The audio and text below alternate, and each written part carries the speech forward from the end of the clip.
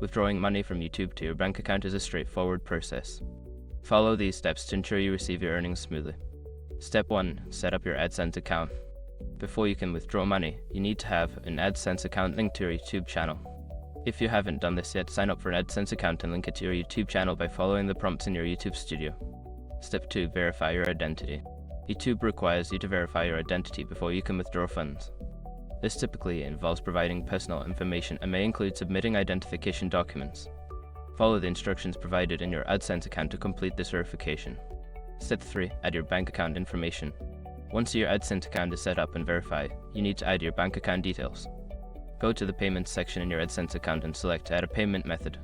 Enter your bank account information accurately to ensure successful transfers. Step 4. Reach the payment threshold. YouTube pays creators once they reach a payment threshold, which is typically $100. Make sure your earnings meet this minimum amount before you can request a withdrawal. You can track your earnings in the YouTube Studio under the Analytics section. Step 5. Request a payment. When your earnings reach the threshold, you can request a payment. In your AdSense account, navigate to the Payments section and select Manage Payment Methods. Choose your bank account and request a payment. Funds will usually be transferred within a few business days.